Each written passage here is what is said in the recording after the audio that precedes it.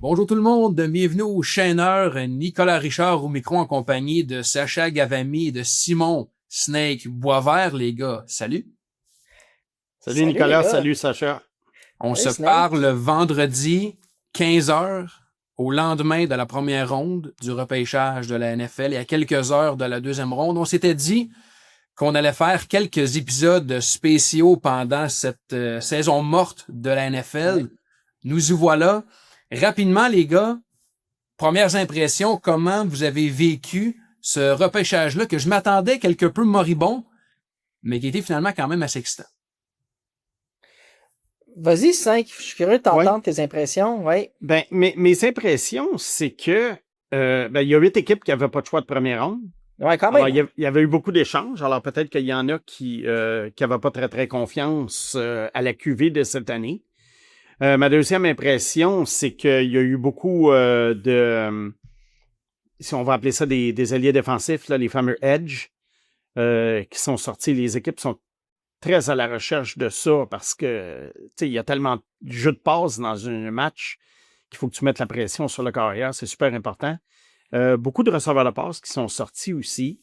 Puis il y en a même, tu te demandes si c'était vraiment nécessaire de dépenser un choix de première ronde là-dessus, considérant les besoins que ces équipes-là avaient.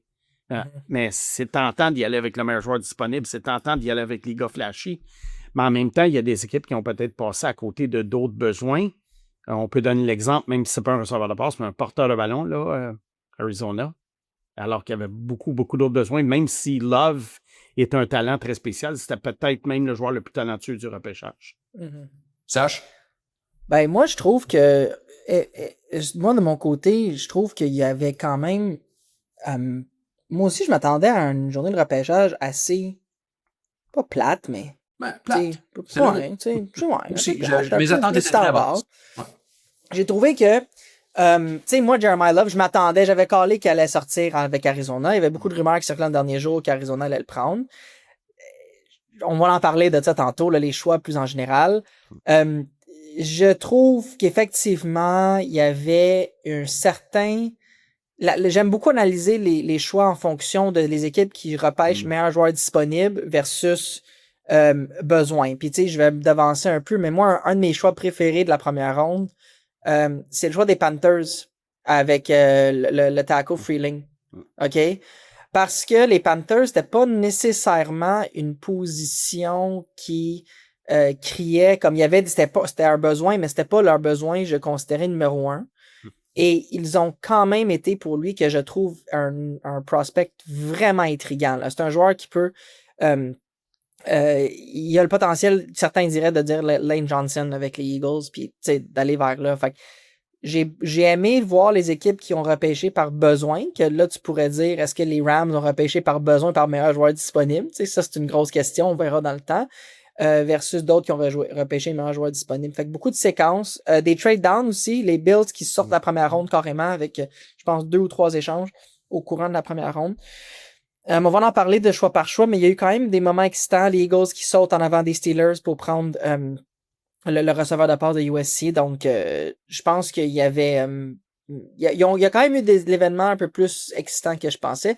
Je vais juste dire un commentaire, par contre, là, la NFL, il y a quelque chose dans le modèle qui marche pas. Parce que sur X, là, les choix étaient... On les avait 2 choix d'avance par rapport à quand la NFL l'annonçait à la télé. Okay.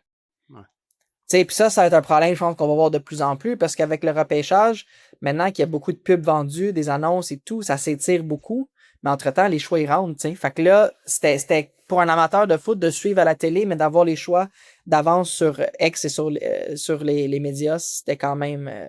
je trouve que ça enlève un peu le plaisir. Les gars, plongeons dans le vif du sujet. Sacha, tu l'as dit, on va y aller choix par choix. Certains vont demander plus de temps, plus d'intérêt. D'autres, on va passer plus rapidement.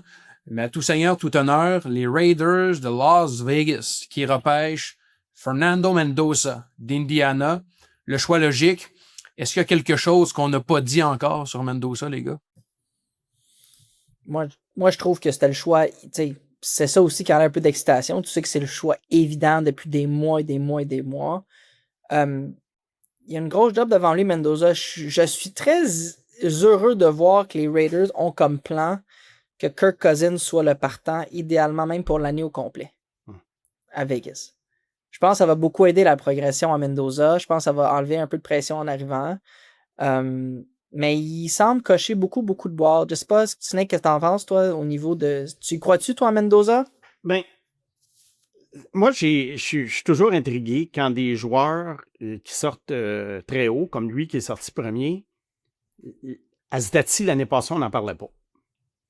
Alors moi, je me dis, puis que le joueur, en plus de ça, a déjà 22, 23 ans, moi, je me pose toujours la question, ça va-tu devenir un Jaden Daniels, qui est arrivé quand même tard dans la NFL, ou c'est un joueur qui a eu une grosse saison, puis après ça, ben, dans la Ligue nationale de football, il devient plus un genre d'Alex Smith, là, un genre Alex Smith, j'allais dire, un genre de game manager, là, un gars qui fait le travail, mais qui n'est pas nécessairement exceptionnel, excitant, etc. Sauf que il y a quand même deux gros cibles avec lui, Ashton Genty puis Brock Bowers, ça va l'aider beaucoup.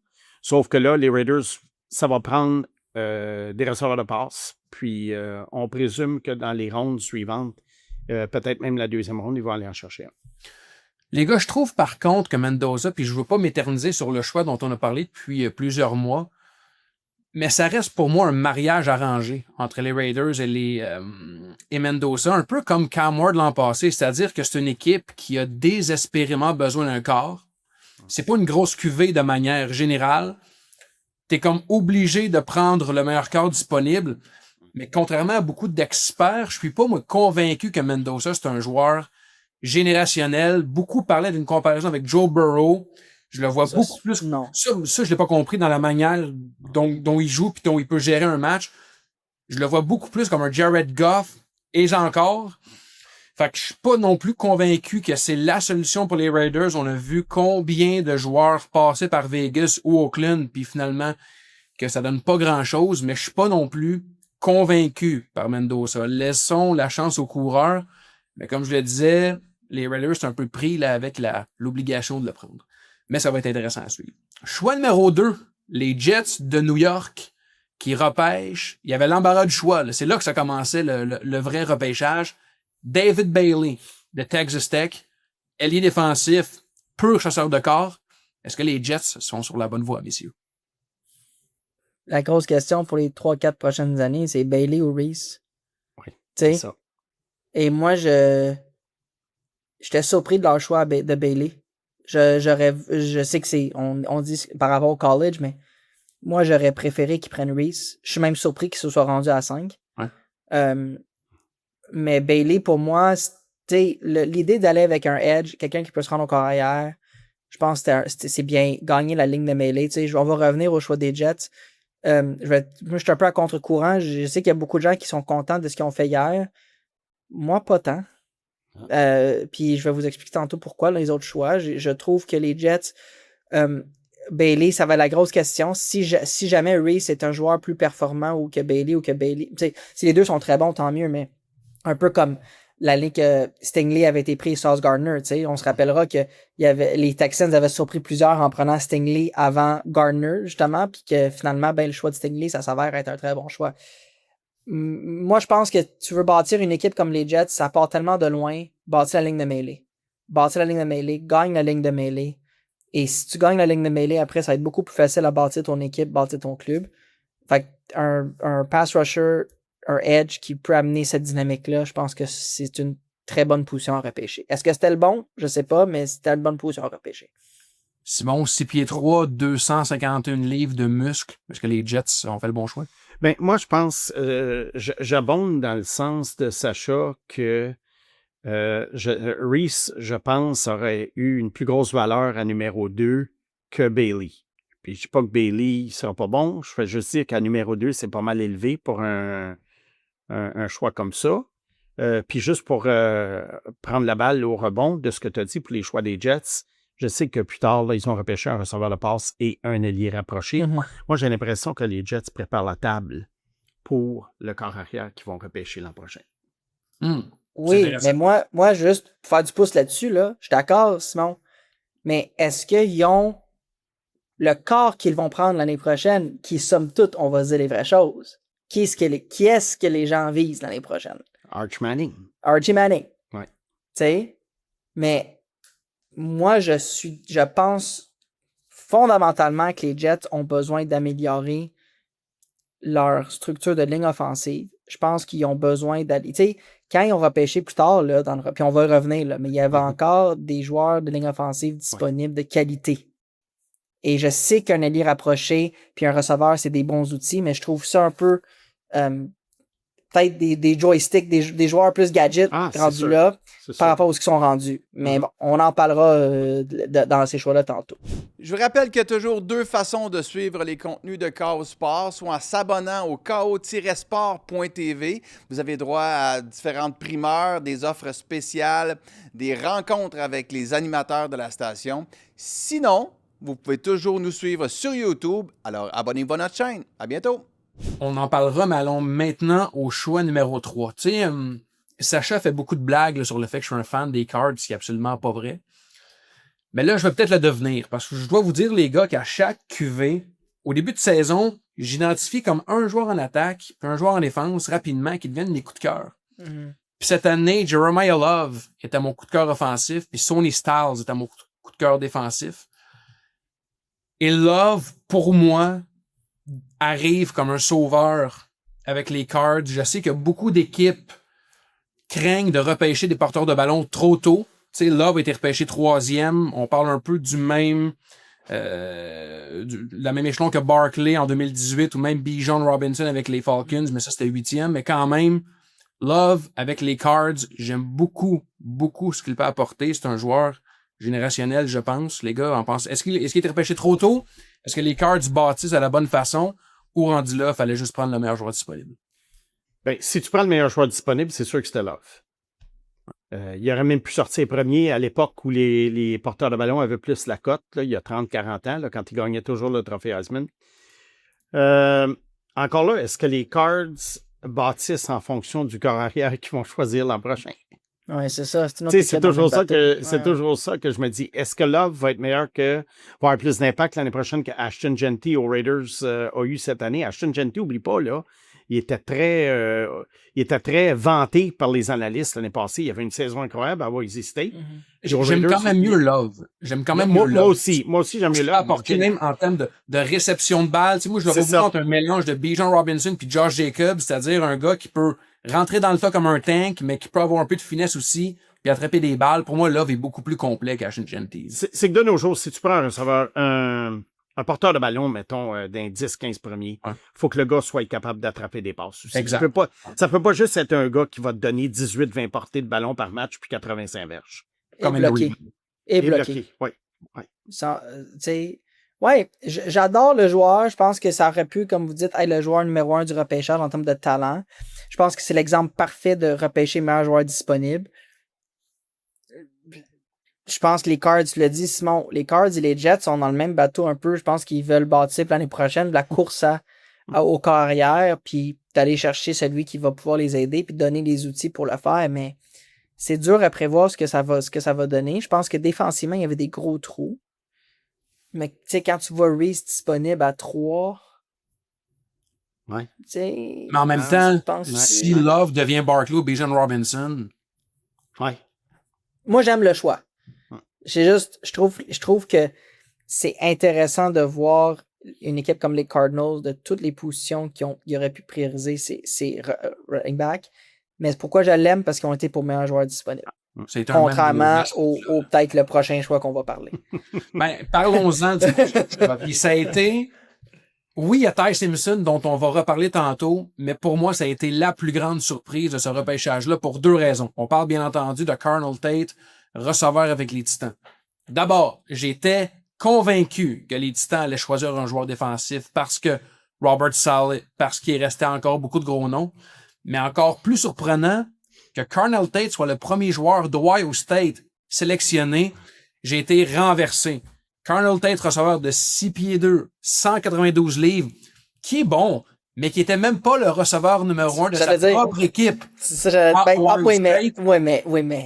Oui, je comprends que c'est Jeremiah Smith et qu'il est très bon.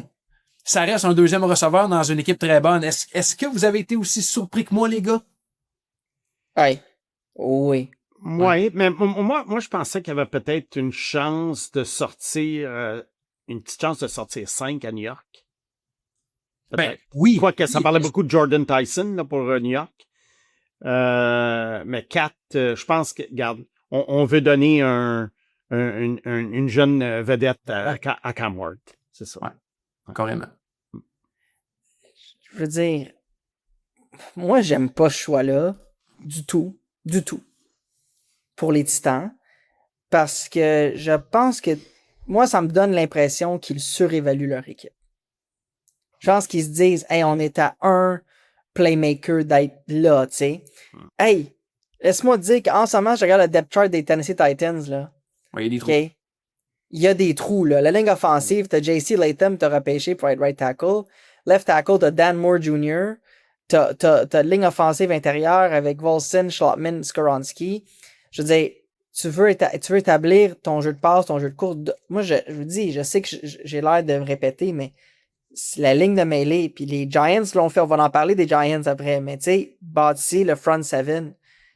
Et quand je vois la lignée de joueurs de ligne offensive sont partis après, là, je trouve qu'ils se sont payés comme un luxe, alors que il y avait encore pas la base requise pour aspirer à ce qu'ils veulent aspirer. Mais d'autant plus que Tate n'est pas non plus Jamar Chase. On dirait que je ne comprends pas l'espèce de fixation qu'avaient les Titans. Est-ce qu'ils voulaient Love puis ont été pris de court, donc ils ont pris Tate? Mais après ça, on regarde les joueurs qui ont été repêchés par la suite, puis ça fait aucun sens. Mais parlons-en, les gars, on en parlait depuis le début. Arvil Reese, 20 ans, l'un des joueurs les plus jeunes de ce repêchage-là. Il était sur la liste du bureau de recrutement de la NFL, le joueur le mieux coté. Ailier défensif d'Ohio State, qui rejoint une brigade défensive déjà munie de Kevin Thibodeau, Abdul Carter et Brian Burns. Les Giants ont le don de bien repêcher au cours des dernières années. Est-ce que c'est le vol du repêchage? Oui. Ben, de 2 à 5, mettons, c'est tout un value pick. Puis je pense pas que les Giants, lorsque la soirée a commencé, qu'ils penseraient que Reese est encore là. Je pense pas. Je dis oui, mais on va parler tantôt du choix des Cowboys, là. Ouais. OK? Parce que Ouais, ça reste que ça, on peut parler de vol. Si tu m'avais dit en début de soirée, un peu comme Simon l'a expliqué, que Arvil Reese allait glisser 5, alors que jusqu'à hier, tout le monde le voyait 2, ou au pire 3, ou y a-t-il quelque chose qu'on ne sait pas à propos de lui, dans le personnel, dans les entrevues, qui a fait en sorte que... Quand tu tombes de 2 à 5, c'est pas une chute, c'est une question de... on savait que là voulait qu'il y avait des chances qu'Arizona prenne le playmaker. Tate, j'étais surpris, mais Reese, tout de suite, ils ont sauté là-dessus. Moi, je trouve que c'est extraordinaire. Le repêchage hier des Giants, je le trouve extraordinaire. Extraordinaire. Et même, je remonte à ce qu'ils ont fait l'année passée avec le repêchage. Ce qu'ils ont créé maintenant, avec moi j'ai beaucoup d'espoir que les Giants vont tourner le coin avec cette équipe-là. Là, parce que aller chercher Reese à 5, qui aurait pu facilement être le deuxième joueur pris, même le premier joueur pris si ça n'avait pas été le Mendoza, je pense pas que John Harbaugh et compagnie s'attendaient à ce dénouement-là.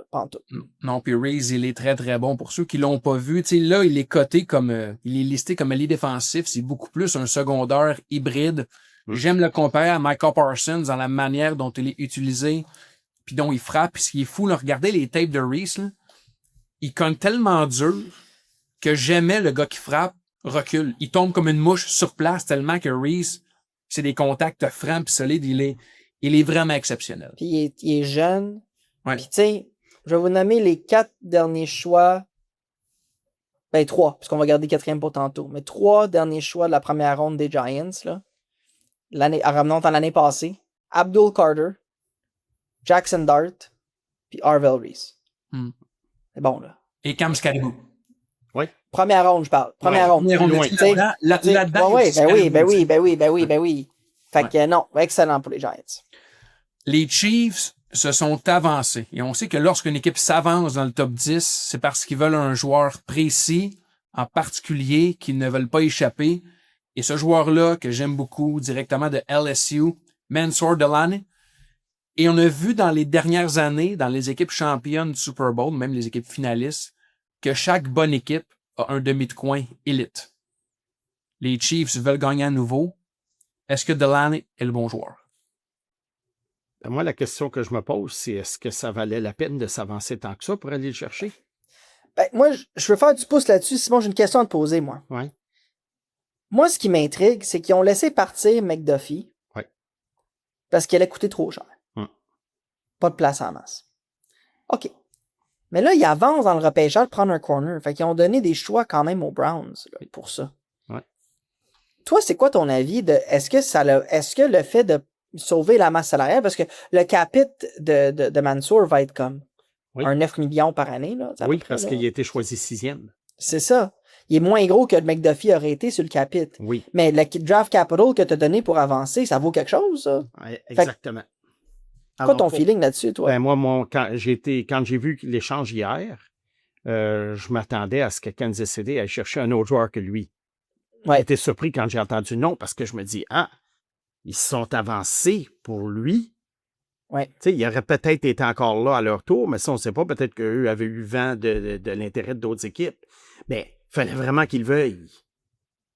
Oh oui. Tout ce que Tu sais, des fois, tu tombes en amour avec un joueur. Dans les derniers jours, paraît-il que les Commanders poussaient extrêmement fort pour Delan. Donc, peut-être que les Chiefs se sont dit, tant qu'à se faire d'amener le pion par les Commanders, on va les devancer puis le repêcher là. Mais tu sais, Delaney a très, très bien fait. LSU, là, c'est un demi de coin qui est très, très physique, qui est athlétique, puis c'est un très bon choix. Mais c'est intéressant, votre perspective de, y aurait-tu été disponible ailleurs, ou est-ce que les Chiefs ont fait le bon choix pour avancer? Tu sais, surtout compte tenu des échanges qu'ils ont fait pendant l'entre-saison.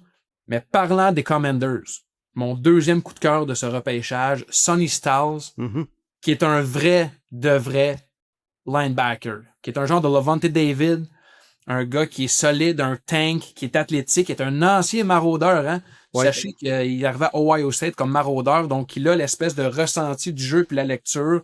C'est un gars qui joue toujours la tête haute, qui a une bonne vision, puis qui frappe comme un tank. Les Commanders ont fait beaucoup de mouvements dans cette entre-saison. Est-ce que Sonny Styles devient l'espèce de clé de cette équipe? Ben, moi, je trouve que les Commanders auraient pu aller dans plusieurs directions là, hier. Puis ça aurait été bon. Tu sais, je sais pas. Mais excellent joueur, Sonny Styles. Une pépinière de football, quand même, Ohio State. Hein, c'est incroyable, pareil, ce qu'ils font. Ben, cette année, c'est renversant. Là. Renversant. Moi, je trouve que c'est un choix responsable. C'est un choix de qualité à 7. Je pense que t'as raison que Delaney était peut-être le gars qui visait, puis que là, ils sont... Mais ce que j'ai aimé, c'est que si c'est le cas, ils sont restés priorité défensive. Il y avait des trous flagrants à la défensive l'année passée des Commanders. Simon, est-ce que tu aimais Sonny Styles autant que moi? Ben, je pense pas. Peut-être. Je suis sûr que je l'aimais pas autant que toi, mais je le trouve bon quand même. Le fait qu'il ait fait le changement de position là, de maraudeur à secondaire au centre. Ouais. Je trouve que secondaire au centre, c'est une position qui a perdu beaucoup de valeur au fil des ans, alors que il y a eu une époque où c'était la clé d'une équipe, d'une brigade défensive. Souviens-toi de Lawrence Taylor, le légendaire Lawrence Taylor, que tu n'as peut-être pas vu jouer, mais dont tu as certainement entendu parler. Puis là, ben, les secondaires, on dirait qu'ils n'ont pas la cote autant que les ailiers défensifs, mettons. Regarde, c'est correct. Comme tu as dit, Sacha, il aurait pu aller dans plusieurs sens. Il y avait encore des bons joueurs disponibles de ce côté-là. Puis, alors moi, je suis correct avec le choix. J'ai pas de trouble avec ça. Tantôt, les gars, on parlait de Carl Tate, puis on disait, choix correct. La seule raison expliquant cela, c'est qu'on voulait donner un bonbon à Cam Ward. Est-ce que les Saints ont voulu donner un bonbon à leur corps arrière de deuxième année en repêchant Jordan Tyson au 8e rang? Il est tout le temps blessé. Incroyable, pareil, hein? Puis, tu sais, c'est des équipes... Excuse-moi, Sacha, mais je vais juste... Non, vas-y. Sur mon point. Comme on parlait tout à l'heure, il y a bien des équipes poches qui ont 1000 besoins, qui ont besoin de se bâtir, de bâtir les tranchées, qui ont besoin d'aller chercher des joueurs à des positions peut-être qui ont plus de valeur, du côté stratégique. Puis ils vont chercher des receveurs de passes Et puis, l'histoire nous démontre, là, sort les repêchages des 10, 15, 20 dernières années. Puis souvent, les meilleurs receveurs de passe, c'est pas ceux qui sortent top 10. Ça va être des gars, des fois, qui sortent 18-20 comme Jefferson. Ça va être des gars qui sortent en deuxième ronde. Alors, j'ai l'impression qu'il n'y a pas de value pick avec les receveurs de passe. Oui, il y a eu Jamar Chase qui est très bon, mais Marvin Harrison, là, c'était supposé être la plus grande invention depuis son père. Marvin Harrison, depuis 2 ans, c'est décevant un peu. Tu sais, toi qui suis les Cards, là, je veux dire, je suis sûr que tu t'attendais à plus que ça. Je sais qu'il a été blessé. Enfin, Les billets je de blague, saison. mais tu comprends ce que je veux dire. Ça fait. Alors, moi, ça rentre de cette catégorie-là. Moi, quand j'ai vu ça hier, je me suis dit, tu sais, j'aurais pu comprendre les Giants à 10. Ils avaient déjà eu un choix à 5. Ils veulent un receveur de passe pour compléter Malik Neighbors. Lancer un d'or. Oui, lancer un d'or. Mais Nouvelle-Orléans, Jordan Tyson, pourquoi? Ouais. Alors, c'est ça. Je suis d'accord avec tout ce que tu viens de dire. Je comprends pas des fois la position, l'historique de blessure. T'es pas à un receveur près d'être bon. Je comprends, Shaw a montré des choses en fin de saison qui étaient le fun, mais des performances en fin de saison, quand t'es une équipe de bas de classement, ça vaut ce que ça vaut. Comme regardez pour le fun leur depth chart à plein de positions, c'est... Écoute, les Saints auraient pu trade down de là et bâtir du capital, aller chercher des ressources qui peuvent les aider. Je comprends pas. Puis ce que je veux vous dire qui me frustre, c'est que l'argument de genre, quand les joueurs ils se blessent, sont injury prone pis tout, c'est pas un argument qui est utilisé pour tous les joueurs. C'est comme, ils choisissent les joueurs qui le sont. Puis là, t'as un gars comme Tyson qui a plein de blessures, puis ça, c'est pas grave, ça vaut quand même un choix top 10. Voyons, ça marche pas. Les gars, j'ai envie de mettre dans le même bateau les choix 9 et 10. 2 gars d'Hawaii, 2 joueurs de ligne offensive, 2 bloqueurs à droite. Spencer Fano avec les Browns à 9 et Francis Mauga à 10 avec les Giants. Sacha, depuis tantôt, tu le dis, il faut bâtir par les tranchées. On sait que tu aimes beaucoup Shutter Sanders, donc les Browns ont décidé de protéger Sanders. Les Giants ont décidé de protéger Jackson Dart. Deux QB que t'aimes particulièrement. Je veux dire, rendu là, les gars, est-ce que ça vaut la peine de s'épancher ou on s'entend sur le fait que c'était les choix à prendre rendu là à 9 et 10? Moi, j'ajouterais juste que les Browns ont baissé de 3 rangs pour prendre le joueur qui aurait pris à 6. Dans le sens, il aurait pris Fano à 6. Ben oui. Fait qu'une excellente décision. Ils ont bien joué le board. Fait que bravo à eux. Les Giants, pour moi, je l'ai dit tantôt, t'as Reese, après ça, right tackle que tu vas chercher de Miami. Écoute, c'est excellent. Bravo. Rien à dire là. Passons au numéro 11. Les gars, vous êtes un peu plus âgés que moi, là, avec tout mon respect. J'ai pas souvenir, moi, du haut de Un peu dans mon cas. Un peu, je pourrais être ton père. J'ai pas souvenir, les gars, du haut des 28 ans, d'un bon maraudeur chez les Cowboys. Mm-hmm. Et là, Caleb Downs, Ohio State, un gars là, qui, il y a 2 ans, on voyait quasiment comme un choix top 5, qui est arrivé à Alabama, qui a transféré après 1 an à Ohio State. Là, une saison coup-ci, coup-ça, 2025, glisse quelque peu. 11e rang, il est dispo. Et les Cowboys se disent, c'est notre homme. Comment est-ce qu'on peut analyser ça? C'est une bonne chose? C'est une surprise? Est-ce que Downs, finalement, ça va être un flop vu que le descend? Comment vous le voyez, ça? Ben moi, je pensais qu'il serait déjà sorti. J'ai dit peut-être, les Giants ont 2 choix, peut-être qu'ils vont le prendre avec un des 2 choix. Regarde, c'est difficile à dire, mais je pense que c'est un gars qui est quand même assez versatile dans le champ arrière. Puis ça va être un atout pour Dallas. Alors moi à 11, j'aime beaucoup le choix. Ouais. Bon, à 5, je l'aurais peut-être pas aimé, mais à 11, je l'aime beaucoup. Ça, je t'en parlais tantôt, pour toi, c'est le vol du draft? Ou? Ouais. L'intangible avec Downs, que j'aime beaucoup, vient d'une famille de foot. Ouais. Son frère, Josh, joue pour les Colts. Son père a joué aussi. Ils vont jouer contre cette année, d'ailleurs, les Colts et les Cowboys. Ouais. Il vient d'un programme qui sait comment développer des gars pour le pro. C'est un gars, je pense, qui avait une maturité avec un leadership, va venir solidifier l'arrière pour les Cowboys.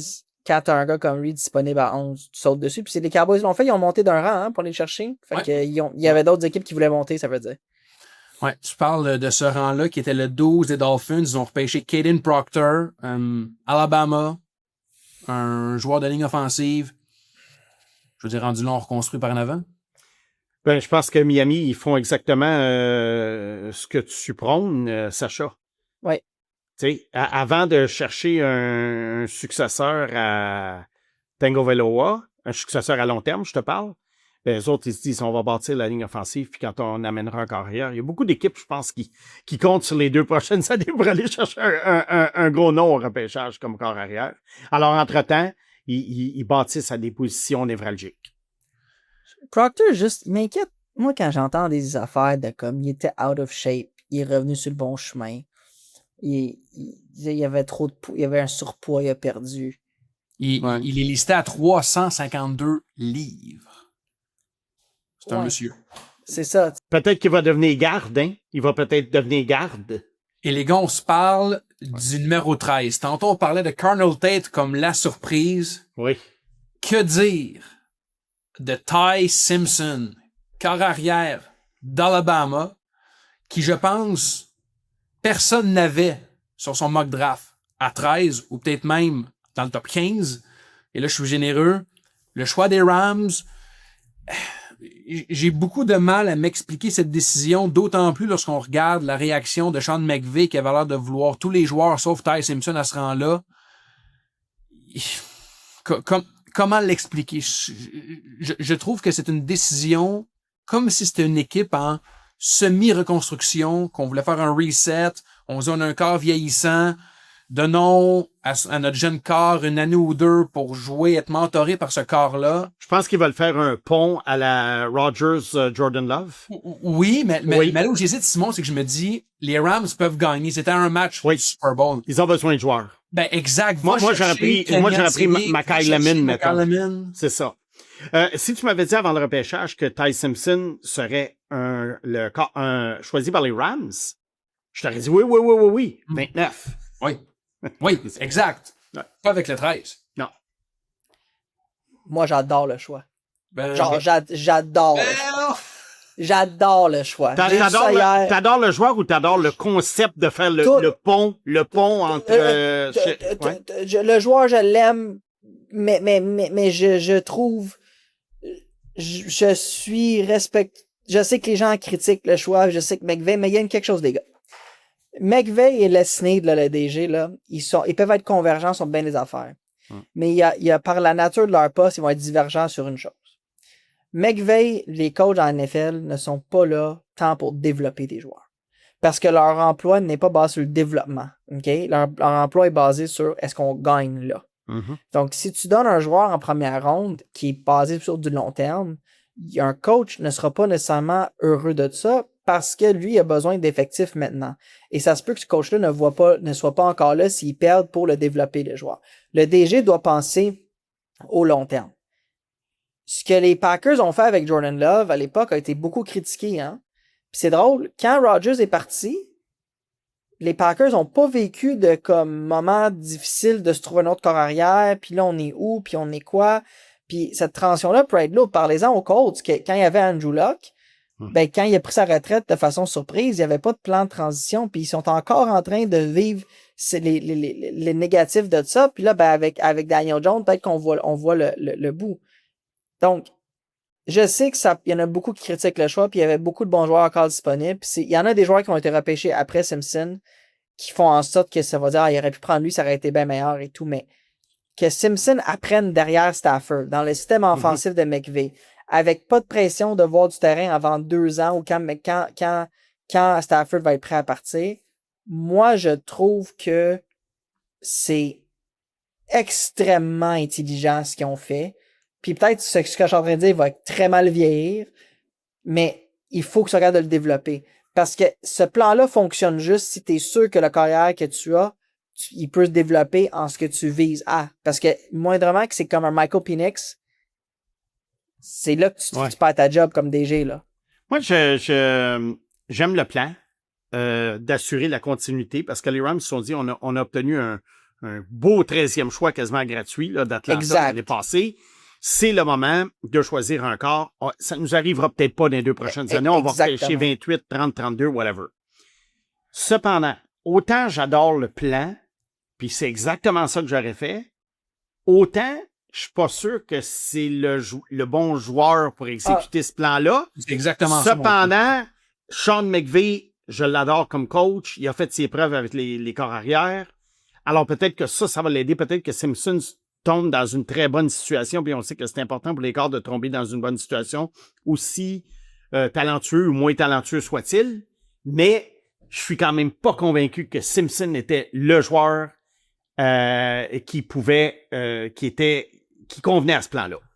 Moi, c'est ça. C'est ça mon point. Tu sais, Simpson, je me dis tant qu'à miser, tant qu'à gambler, fais-le sur un joueur dont Simon, tu parles souvent un value pick. Là. Tu sais, vas-y, all-in. Tu sais, Simpson, je suis pas un fan à la base du style de jeu. 6 pieds 1, 210. C'est pas un mastodonte. Je me dis tant qu'à te mouiller, mouille-toi. Là, c'est comme s'il était un peu pris de court. De faire comme, il a un bon corps, prenons le taux. Il est vieux aussi, hein? Il est vieux. Ben oui, exact. Il est vieux, mais il a pas beaucoup d'expérience de collège. Il a débuté 15 matchs. Exact. Habituellement, s'il y avait 21, ben, je te dirais OK, il a débuté 15 matchs, c'est normal. Mais il y a quasiment 24. Il va avoir 24 au mois de décembre. Il a débuté 15 matchs. C'est le pire des deux mondes. Ouais. C'est pour ça que je suis pas contre la décision de prendre un corps, mais j'adhère moi à la décision de prendre Ty Simpson. Mais peut-être je qu'on vous va je vous entends. Puis je sais que cette fois-là, on passe plus de temps que dessus, mais je pense qu'il mérite un peu plus de temps dessus. Je pense que j'ai une grande confiance dans l'évaluation de talent offensif que Sean McVay et Les Snead peuvent avoir, parce qu'ils ont quand même été capables avec les Rams depuis le début de bâtir des belles choses. Oui. La nuance que j'apporterais, on l'oublie, là, mais Statine Bennett, là. Ouais. McVay... le gars qui a joué jusqu'à 29 ans au college, là? Mais je comprends. Mais McVay, il l'aime. Puis c'est là que je parle de malaise. C'est que là, techniquement, ton Simpson, là, comme il rentre dans un scénario, puis c'est là que je trouve que c'est un peu particulier, parce que t'as Stafford, t'as Statine Bennett qui est numéro 2 selon McVay, c'est ça qu'il est venu dire. Puis là, t'as Ty Simpson qui, logiquement, donc, serait le numéro 3. Tu sais, parce que t'as quand même besoin d'un backup qui est prêt à rentrer. Ouais. Fait que c'est la dynamique interne, j'ai hâte de voir comment ça va se dérouler, mais moi, je prends pour acquis que leur évaluation est bonne. Je pense que quand Mahomes avait été pris par les Chiefs avec Alex Smith, déjà, tu sais, il y avait des questionnements, il aurait-tu prendre quelqu'un d'autre? Parce que les Chiefs, ils connaissaient quand même du succès à ce moment-là, là. Tu sais, il avait été en série.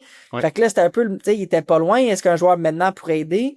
Bon, finalement, c'était le meilleur choix qu'ils ont fait de leur histoire de leur franchise, je pense, là. Donc. Après Laurent, là? Bon. Non, avant Laurent. ça reste. Laurent, je l'aime, là, mais Patrick Mahomes, c'est ça. Mais, ouais. J'aime le plan, le joueur à voir, mais je pense que j'ai fait confiance en leur jugement sur lui. OK, très intéressant, les gars. Puis je suis convaincu que Ty Simpson, maintenant, une cible dans le dos. On va se rappeler de son nom, puis chacun va se dire qu'est-ce qu'il peut apporter. Non, mais dans le sens que ça va être plaisant à suivre, je trouve. Comme à l'époque, là, tu parlais de Mahomes, même Allen qui était repêché très tard. Il y a ces gars, même Lamar Jackson, qui sont des choix qui font discuter, mais à chaque année, on aura le luxe d'en jaser. Je saute brièvement, les gars, sur quelques choix pour arriver au choix numéro 16 des Jets. Cunningham Siddiq, Oregon. Ailier rapproché. On l'a dit depuis le début, les Jets, là, il y avait des brèches partout et il y avait ce genre de luxe de pouvoir repêcher à peu près dans n'importe quelle position. On repêche un ailier rapproché, ultra athlétique, qui joue comme un receveur. Maintenant, bon, on n'a pas de QB encore, mais ça reste que on bâtit. Est-ce que c'est le nouveau Brock Bowers? Est-ce que c'est le nouveau Carson Loveland? Ou ça va être un Kyle Pitts? Ben, exact. Ben, c'est ça. Voilà. Ouais. Ouais. Ben, moi, après ma barre, j'aime ça parce que je constate que les Jets, je l'ai dit tout à l'heure, ils bâtissent en fonction du prochain corps qu'ils vont aller chercher. Cette année, c'est une année, entre guillemets, pas perdue, mais en fait, c'est une grosse année de transition à New York. Et puis, ils ont raté le premier choix de peu. Puis peut-être que le corps qu'ils vont aller chercher l'an prochain va être meilleur que Mendoza, on ne sait pas. Mais, regarde, ils ont Garrett Wilson, ils ont Breece Hall. Ils rajoutent avec ça Sadiq et Cooper, le receveur de passe, Moi, en tout cas, j'aime ça. Sache. Moi, je trouve que c'est un pic pour vendre des billets. Ils savent qu'ils sont dans un creux. C'est un très bon joueur. C'est juste... J'ai de la misère à embarquer. Dans ce plan-là. Tu sais, t'as sauté les 2 choix d'avant, mais les Ravens, garde. Ça, c'était ça, on pouvait le voir. Les Bucks, Ruben Bain Jr., Ouais. qui est comme ça, descendu à 15, va chercher le carrière. Un ailier rapproché avec Geno Smith qui lance le ballon en disant OK, on va préparer le terrain dans un an. Je trouve ça risqué. Tu sais pas dans un an ce qui peut arriver. Tu sais pas comment l'équipe peut performer. Tu sais pas qui va être disponible. Tu sais pas. Il y a beaucoup de choses que tu ne sais pas. Puis est-ce que le carrière que tu vas choisir va être le bon? Est-ce qu'il va fonctionner, etc. Que je considère que il y avait d'autres besoins, mais c'est un excellent joueur et je trouve qu'il amène une dimension intéressante pour les Jets qui avaient repêché, il me semble, l'année rapprochée l'année d'avant, non? De mémoire, là, ça avait été quand même une équipe qui venait de. Tu sais, fait je sais pas. Je trouve que pour moi, c'est pas un mauvais joueur du tout. C'est un très bon joueur, en fait. On dirait que je suis biaisé un peu parce que j'ai de la misère à comprendre le plan des Jets. T'sais, on en a parlé avec Nick, avec l'épisode d'Agent Libre, là, on parlait des Jets qui sont allés chercher un peu n'importe plein de monde. Là.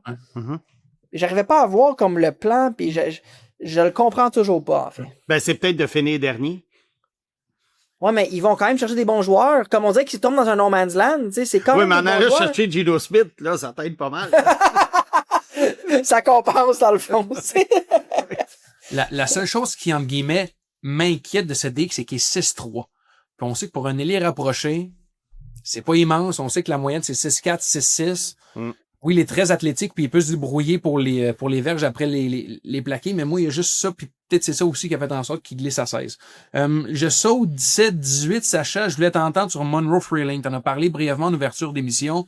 Un joueur de ligne offensive, Georgia, c'est pas mal. Tu sais, on dit souvent qu'Ohio State, c'est l'académie des receveurs. Ouais. Georgia, c'est pas mal l'académie des joueurs de ligne offensive. On a vu ce que les Eagles ont fait dans le temps avec tous les joueurs repêchés en provenance de Georgia. Qu'est-ce que t'aimes? Bon, on sait que t'aimes beaucoup les Panthers, là, mais qu'est-ce que t'aimes de ce choix-là en particulier? Tellement athlétique, tellement, tu sais, le prototype parfait d'un tackle. 6-7, 315. Écoute, il coche toutes les cases. Athlétique, son RAS score, Relative Athletic Score, 9.99 sur 10, ouais. Ce qui est incroyable.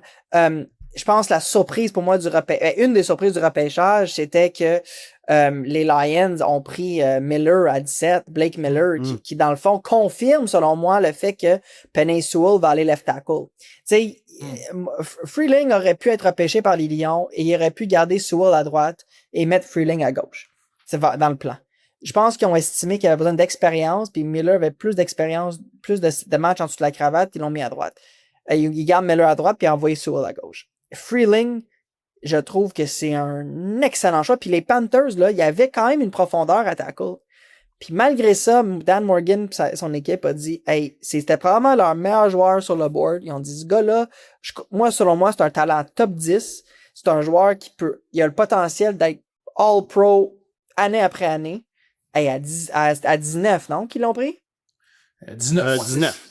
Mais moi, je trouve que oui, c'était quand même un besoin pour Caroline parce qu'ils ont signé Rashid Walker seulement pour 1 an. Oui. Puis l'autre, là, Tyler Moton, il reste 2 ans de contrat. Fait qu'à un moment donné, tu as besoin. La seule affaire, est-ce que je sais qu'il est athlétique. Mais ils ont Ekwonu. Oui, c'est vrai. C'est vrai. Mais est-ce que tu trouves, toi, peut-être que. Puis ça serait drôle de dire ça d'un gars de 315 livres. Tu ne trouves pas mince un peu à 6 pieds 7, 315 pour un ouais, mais la game change beaucoup, Simon. Fait que moi, ce que je remarque des équipes, quand je parle à des recruteurs et tout, quand ils regardent les lignes offensives, ils regardent beaucoup, beaucoup, beaucoup la masse maigre. Ils vont être beaucoup plus analytiques sur ton pourcentage de gras et combien de masse maigre que tu as que ton poids total. D'où mon questionnement pour Proctor. Parce que il est gros, il est fort, mais à quel point il est lean, puis c'est cette masse maigre qui est élevée. Je le sais pas, j'ai pas vu ça. Mais Freeling à 3-15, là, il y a de plus en plus d'équipes, surtout les équipes qui jouent un zone blocking scheme, là, qui vont jouer avec beaucoup de mouvements, beaucoup d'outside zone, avec le jeu de course. Tu as besoin de gars qui peuvent se rendre au prochain niveau, au deuxième niveau, puis qui vont être capables de bien placer leurs pieds pour être bien placés pour bloquer après. Moi, je trouve que c'est là que ce joueur-là fit un système de jeu spécifique. Puis les Panthers, avec ce qui roule comme offensive, je pense qu'ils fit bien. OK. Il y a toute une histoire, les gars, pour la 20e sélection de Mackay Lemon. Pour les gens qui n'auraient peut-être pas suivi l'histoire, les Cowboys repêchaient au 20e rang. Et voyant que les Cowboys ne s'enlignaient pas pour Lemon, le receveur, les Steelers, au 21e rang, prennent le téléphone et appellent Lemon pour lui dire « Bienvenue à Pittsburgh, saisis ta chance. On est à Pittsburgh, va devant la foule, amuse-toi, souris, prends des belles photos. » Et là, le directeur général des Eagles appelle, lui, Lemon, pour lui dire qu'à 23, ça va être son choix. Ouais. Il voit que Lemon, la ligne est occupée, la ligne est engagée. Il parle aux Steelers. Les Eagles, pas des idiots, appellent les Cowboys, proposent, on peut-tu switcher 20-23, voir? Cowboys acceptent, les Eagles prennent le 20e choix et repêchent le receveur Mackay Lemon de USC. Quelle histoire! Les Eagles sont reconnus pour bien repêcher, même s'il n'y a plus un joueur repêché en première ronde depuis 2019-2022 dans l'alignement pour la saison 2026. Qu'est-ce que Lemon a pour justifier tant d'intérêt rendu au 20e rang, selon vous? Mais moi, je considère que Lemon, je regarde quasiment tous les matchs de USC. Puis moi, je vois en lui un petit peu ce que Amon-Ra St. Brown était à l'époque. Autrement dit, pas nécessairement le gars le plus grand, le plus fort, le plus rapide, mais il est tout le temps découvert. Puis regarde la carrière que St. Brown a. Je te dis pas que Lemon va être aussi bon, mais c'est un genre de potentiel comme ça. Puis ce qui m'a surpris, c'est que Philadelphie et Dallas fassent un échange ensemble. Merci de le mentionner. C'est quasiment canadien-nordique, là, dans le temps. Là, faire un échange, c'est impensable. Pour parler dans le plus moderne, Canadien-Boston, tu sais. Ouais. Lemon, Simon, tu l'as vu jouer sans doute plus que moi. J'ai vu quelques matchs. J'aime le comparer à Cooper Kupp dans l'espèce de grit, dans l'espèce de méchant, l'espèce de manière d'attraper le ballon, d'être agressif. Un, est-ce que je me trompe? Puis deux, est-ce qu'il peut avoir ce potentiel-là? Bon, t'as évoqué Kupp, t'as évoqué St. Brown. Est-ce qu'on joue dans les mêmes eaux? Ben, moi, je pense que Kupp est quand même plus fort physiquement que Mackay Lemon. Ça, c'est mon avis. Puis Lemon est peut-être un petit peu plus rapide. Mais pas par beaucoup, tu sais. Parce que j'aimais sa hargne. Tu sais, j'aime cette espèce d'urgence. C'est ça. Ça, là-dessus, le parallèle est parfait. Et le fait qu'il est tout le temps à découvert, comme Cooper Kupp. Il est toujours découvert. Fait que moi, je pense que ça va être... c'est bien le fun pour un corps, ça, d'avoir tout le temps quelqu'un comme ça. Je ne sais pas si vous vous souvenez de ça, Sacha, peut-être, parce que tu es un petit peu plus vieux que Nicolas. Mais à l'époque des Alouettes, Anthony Calvillo et Ben Cahoon. Oui. Ben Cahoon, il était pas grand, il était pas rapide, mais tu regardais le jeu, là, puis tu étais dans les estrades, puis le seul que tu voyais qui était toujours découvert, c'était le 86. Puis Calvillo, il s'en servait, puis il s'en servait, puis il s'en servait. Puis je pense que Lemon, ça va être un joueur comme ça. Est-ce que Sacha... Vas-y, excuse-moi. Non, mais j'allais dire, puis je t'amène peut-être ailleurs d'où tu voulais aller, mais est-ce que la sélection de Mackay Lemon officialise le départ d'A.J. Brown? Ah, ben, absolument. Ça, pour moi, c'est ce qui a été annoncé sans être annoncé hier avec ce choix-là. Je pense que Mackay Lemon aurait dû sortir plus tôt. Définitivement. Il apporte une hargne, comme vous dites. Il apporte une intelligence dans son route running. Il est capable de trouver l'entrezone. Il est capable d'aider une équipe. Je pense qu'il va rendre l'offensive des Eagles meilleure. Ce que j'allais dire, c'est Howie Roseman trouve toujours le moyen de voler le show au repêchage avec quelque chose. C'est son moment de gloire où il sort un lapin de son chapeau. Puis, il y a beaucoup, beaucoup d'experts qui voyaient les Eagles aller pour tackle. Et moi, je vais vous dire, mon feeling, c'est quand ils ont vu Freeling être parti aux Panthers. Parce que ça, c'était un choix que plusieurs voyaient Freeling comme un choix top 10. OK? Puis là, il tombe à 19. Moi, je faisais un peu mon petit mock draft au fur et à mesure que ça avançait, tu sais. Puis je me disais, pas sûr que les Panthers vont prendre O-line. S'ils tombent après ça, les Eagles, il y aurait comme Morgan Freeling entre les mains là. Ils drettent leur plan d'O-line. Dès que lui s'en va, je pense que le fait qu'il ait été aussi agressif pour monter, pour aller chercher là, ça montre que c'est quand même impressionnant à quel point que Howie Roseman est capable de se revirer de bord au repêchage. Ah non, ce que Roseman a fait dans les dernières années, c'est sensationnel. Puis j'ai hâte de voir Lemon dans ce système-là, parce que Lemon, c'est pas un gros joueur comme Brown, 5 et 11, je pense qu'il fait même pas 200, il fait 192 livres, qui est pas énorme, c'est un peu les mêmes paramètres que Devontae Smith, là, dans une certaine mesure. Donc moi, ma seule inquiétude, c'est est-ce qu'on a repêché le même gars, tu sais, comme Devontae Smith, est-ce qu'on a 2 fois le même profil? C'est ma seule crainte. Mais là, si Pittsburgh le voulait, que les Eagles le voulaient à ce rang-là, c'est peut-être parce que c'était le choix à prendre. Mais moi, j'ai juste un point, Nico, excuse-moi d'interrompre là-dessus, Non, mais il y a peut-être quelque chose d'intéressant. Tu sais, on a vu AJ Brown voir moins de ballons l'année passée. Tu sais, est-ce qu'il y a un shift dans le plan de match offensif des Eagles ou est-ce qu'un Mekhi Lemon fit mieux dans ce qu'ils veulent faire qu'un AJ Brown fit avec le changement-là? Ouais, T'sais. puis Simon, tu l'as vu jouer plus que moi, comme je le disais. Mel Lemon, j'ai l'impression qu'il amène une dimension aux Eagles, un peu comme Deebo Samuel, dans le sens où il peut faire des sweeps, peut faire cette espèce de porteur de ballon, des jeux courts, le dépanneur, ce que Brown ne peut pas faire, puis ce que Smith fait pas parce qu'il n'est pas assez rapide. Oui, il l'a fait à USC. Ouais. Il y avait des moments où il passait en arrière, on lui donnait le ballon, c'est sûr. Regarde, moi, je l'aimais beaucoup. Je pensais que les Rams le prendraient à 13. Ouais, les Rams auraient fait beaucoup de sens parce que, bon, on parlait tantôt de Cup, de peut-être... Parce qu'ils ont Pukanakwa, là, mais à part ça, c'est ça. Puis il y a Adams, mais Adams, Davante Adams, ils ne sont pas le Milan, là. Ouais. Je saute le 21e choix des Steelers pour parler du 22e, où Sacha a rencontré le meilleur des deux mondes, c'est-à-dire son équipe qui parle, puis repêcher un bon Canadien, Hakeem Messidor, un Franco-Ontarien. Franco-Ontarien. Qui a grandi dans la région d'Ottawa, qui est d'ailleurs le joueur le mieux coté pour le repêchage de la Ligue canadienne de football. Je pense qu'on peut oublier ça pour cette année, le draft CFL pour Hakeem Messidor. 22e, chasseur de corps de Miami, 6 pieds 3, 259 livres, mais il a 25 ans. Ouais. Sacha, tu as souligné que les tranchées pour les Chargers, c'est peut-être moins ça cette année. C'est un choix qui te réjouit ou t'aurais préféré qu'on y retourne avec un joueur de ligne offensive? Chargers avaient déjà des tackles. Fait qu'il n'y avait pas besoin de cette position-là. Ce qu'on a vu, à part les Ravens à 14 qui ont pris un garde, les autres, c'était tous des bloqueurs. Fait que j'ai hâte de voir, là, on tourne vendredi, là, ce soir et demain, là, les Chargers sont mieux de repêcher la ligne offensive intérieure. Parce que ça, c'est un besoin flagrant. Mais Hakeem Messidor, premièrement, tu sais, un gars d'ici qui se rend, c'est extraordinaire. C'est bravo à lui. Il a connu une saison exceptionnelle à Miami. C'était un excellent choix en termes de position. Je pense en termes de joueur, c'est un excellent joueur.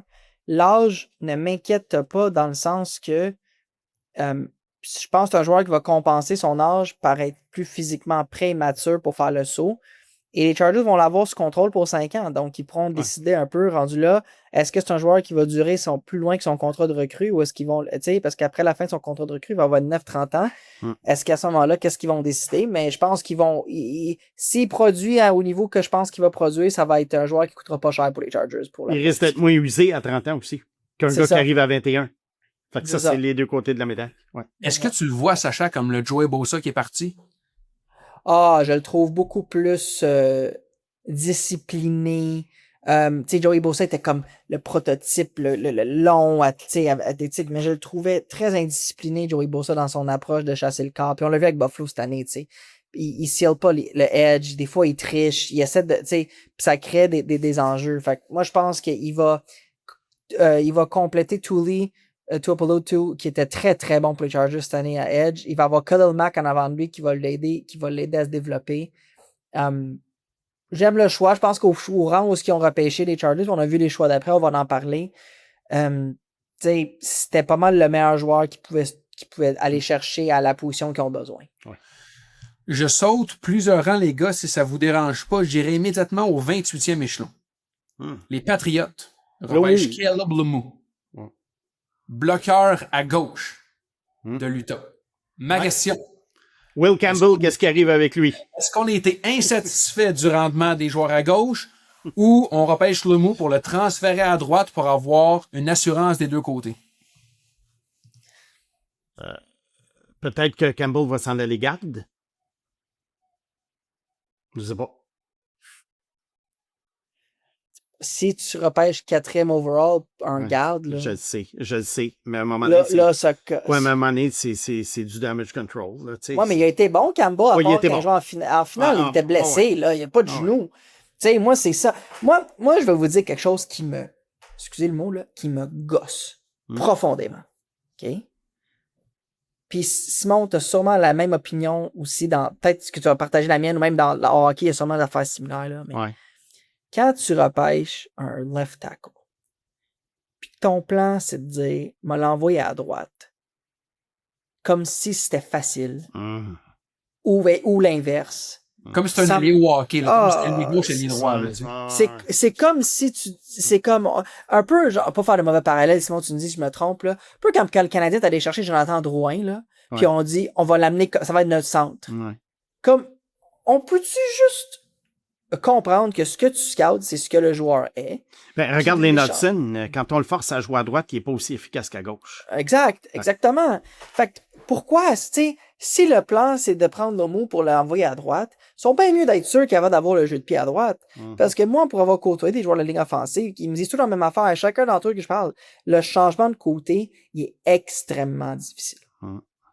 Ben, surtout, sache que les Pats se sont avancés de 3 rangs pour le repêcher. Il y avait une urgence de le repêcher.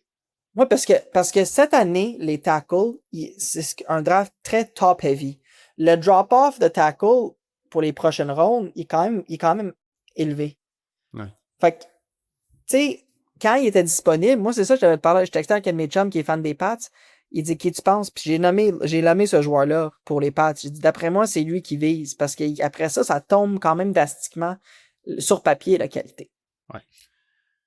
J'enchaîne avec la 29e sélection des Chiefs.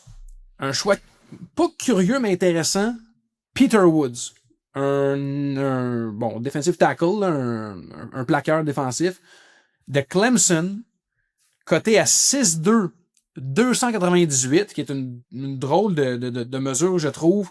Les Chiefs se sont avancés pour leur repêcher. Est-ce que les Chiefs, bon, là, avec Dolan, on a vu qu'ils ont repêché en défensive.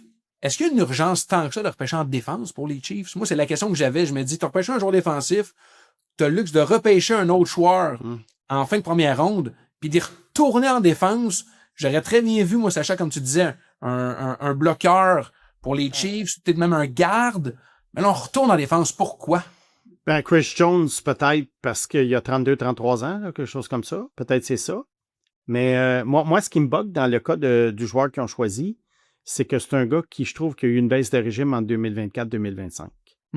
Puis ça, moi, c'est comme un gars de 16 ans dans le junior au hockey qui, à 17 ans, a une moins bonne saison qu'à 16 ans. Ouais, Ça me c'est fait un red toujours flag, peur. hein? Surtout pour un junior. Oui, ça me fait toujours peur. Alors, regarde, il y en a là, qui, après ça, qui rebondissent.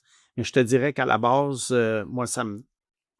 Mettons que je serais un petit peu plus frileux de les choisir. Sache? Je suis d'accord avec Simon, puis tu sais que le repêchage des Chiefs, c'est comme... J'étais un peu laissé... Je suis resté sur mon appétit un peu. Je dis, ouais, c'est ça le plan. Comme, c'est pour ça que Kelsey revient risquer son corps pour une autre année. C'est ça, là. C'est comme... Peut-être qu'ils savent qu'avec Mahomes qui va manquer une partie de l'année, ils sont plus en mode, garde, on va essayer de chercher des trous pour combler des trous. Peter Woods m'a surpris. Je sais pas, le temps le dira. Je suis un peu d'accord avec Simon. Je trouvais que c'était peut-être un choix un peu risqué. Je sais pas. Je suis pas très fan de ce choix-là. Le temps file, les gars, puis on conclut avec, du moins pour cette portion-ci, avec la 32e sélection. Jadarian Price.